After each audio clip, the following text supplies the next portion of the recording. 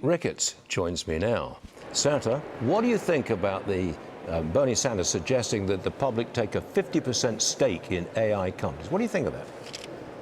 Well, certainly we want to have guardrails around AI to make sure that we have proper controls. What he's suggesting, though, is just another tax. There's so many things wrong with it, I can't even unpack all of it. But taxing the stock itself is just ridiculous. So what we need to do is make sure that we're encouraging innovation. We've got to win the AI race with communist China. And if we do things that hamper that innovation, we're going to lose. And that will end up in a world where communist China dominates the AI race. And that's going to have a bad impact on so many factors that impact everyday life. So what we want to do is make sure that we win, and that means encouraging American innovation. Senator Warren wants to investigate NVIDIA to see how they curb chip smuggling into China. She's also hostile to AI. Why is the left so hostile? Well, I can't tell you why the left is so hostile, but I can tell you that this is where we actually have a lead as America in the AI race right now, but it's not a big lead, and so we need to make sure we continue to do that. And that's why we do need to make sure that we're limiting the number of chips that are going, especially the high-end chips going to communist China.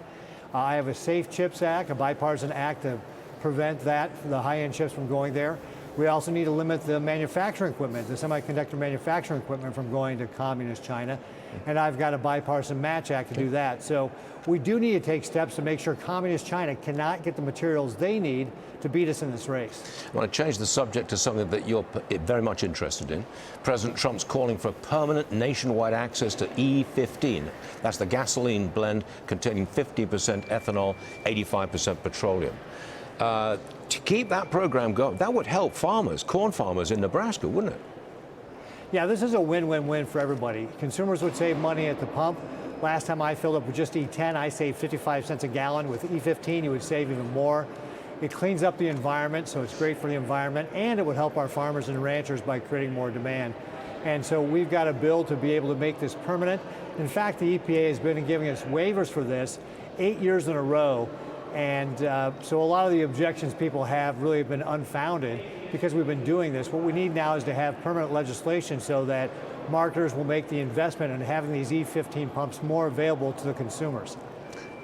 We've covered a lot of turf in the last 3 minutes, and thank you very much indeed for that. So we've gone from AI, Bernie Sanders, Elizabeth Warren, and corn.